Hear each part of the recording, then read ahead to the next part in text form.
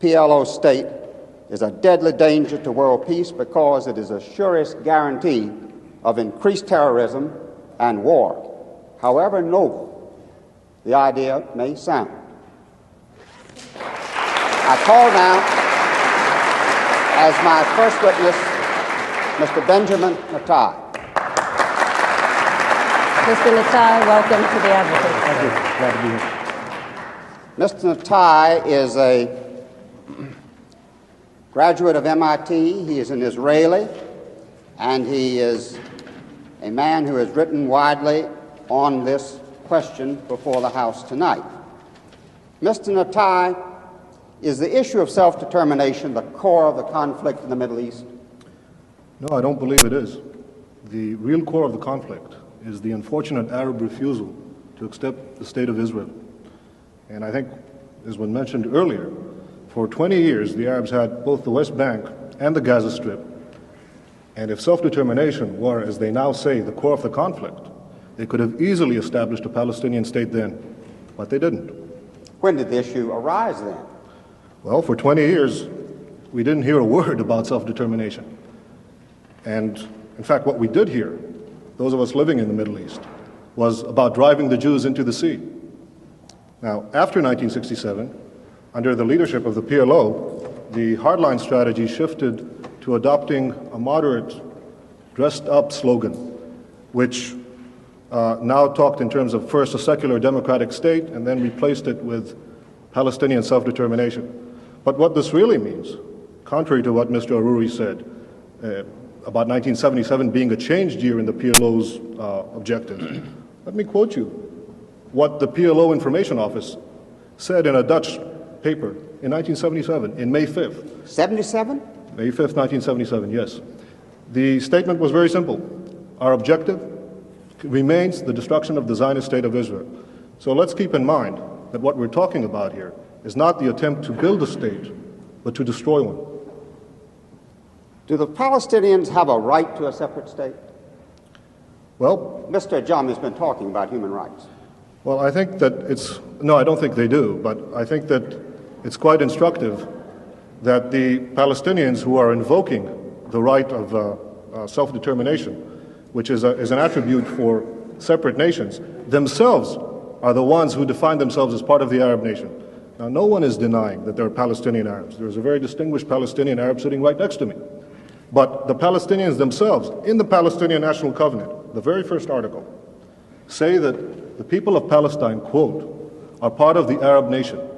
Well, let's look at the Arab nation.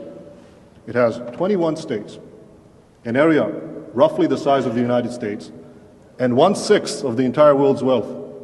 Now, add to that the fact that there already exists a Palestinian state, and that is Jordan, 60% of whose population is Palestinian. I think it's quite interesting that Yasser Arafat and King Hussein, who are bitter enemies, agree on one thing, that Jordan is a Palestinian state. So what we're talking about is a demand for a 22nd Arab state and a second Palestinian state. What should be done with the Palestinians on the West Bank? There's a problem, so what should be done about it, in your opinion? Well, I think that the Palestinians in the West Bank are going to be offered the full human rights, the full civil rights, as no Arabs are offered in the Middle East. No Arabs whatsoever have any full human rights or the right to vote for their own government.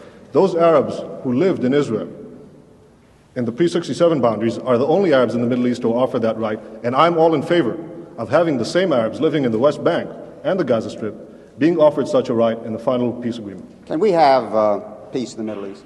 Very briefly, please. Yes, I sincerely hope so.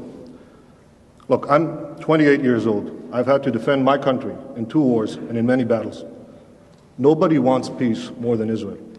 But the stumbling block to the road for peace is this demand for a PLO state, which will mean more war, which will mean more violence in the Middle East. And I sincerely believe, if this demand is abandoned, we can have real and genuine peace. Thank you. Thank you, Secretary. Now we'll go to Mr. Ajami. Mr. Ajami, some questions for Mr. Nitay. Mr. Nitay, you've told everyone that the Palestinians on the West Bank and the Gaza Strip will enjoy full human rights. Could you tell me how that's compatible with the presence of Israeli forces in their midst? Well, the Arabs living now the Arabs who lived in Israel, 400,000 of them, 400,000, between 1948 and 67, as I said earlier, certainly enjoy full human rights.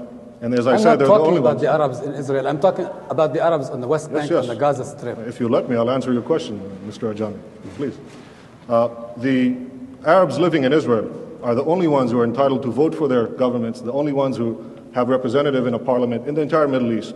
Now, it's true that the West Bank and the Gaza Strip are now undergoing a period of transition. In fact, no Arab government has been willing to negotiate so far about this period of transition.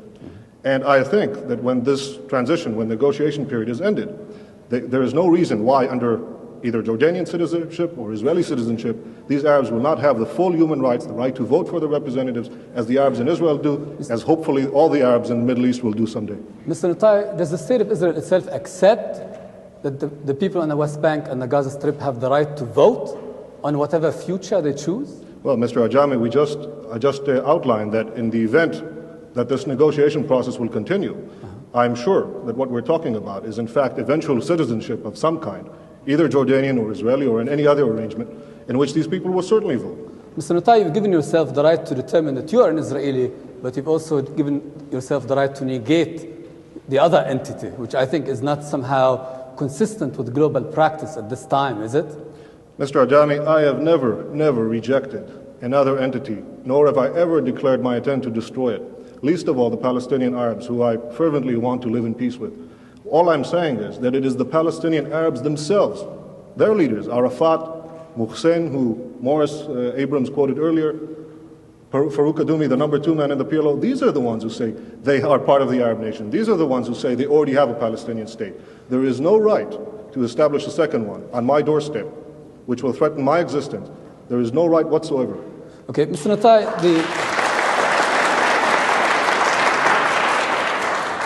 you seem like a very patriotic Israeli. Does not the fact of Israeli dependence upon the U.S.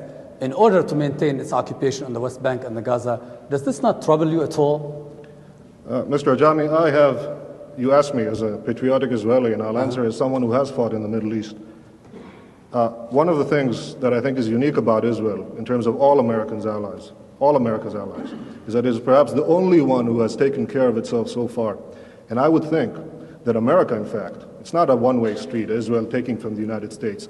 Israel is giving the United States an extraordinary bargain in the Middle East. It's the one stable democratic ally which the United States can count on. Mr. Nitay, inasmuch as you're a Zionist and are committed to a Jewish state, given the fact that demographic predictions tell us that there will be an Arab majority within the current borders of Israel, does this not challenge the foundations of the very state which you are committed to?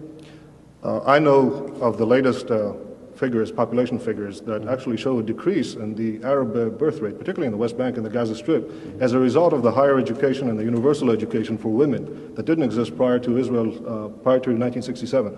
Now, if you ask me, would I reject Palestinians or Arabs living in our midst? Ridiculous. Of course not. They're citizens of Israel.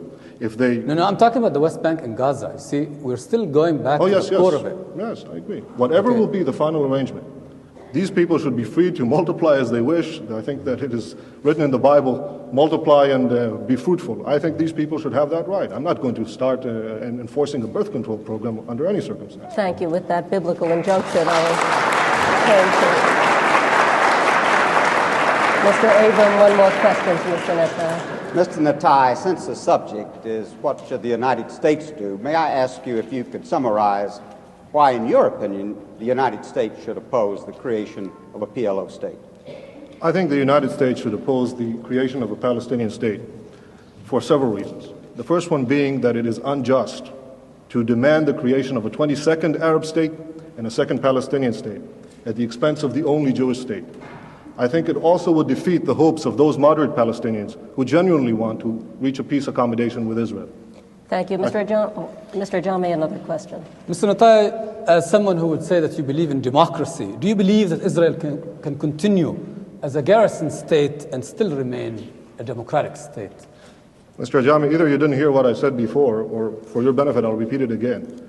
No, Israel does not intend to remain a garrison state. Israel wants to live in peace and wants to be secure. If that involves maintaining military guarantees, our own military guarantees against the destruction of people who surround us, yes, I believe we should fight for our survival. If I have to, I'll fight again, but I hope not to. Thank you. Thank you, Mr. Ajami. Mr. Nitay, thank you for joining us on The Advocate.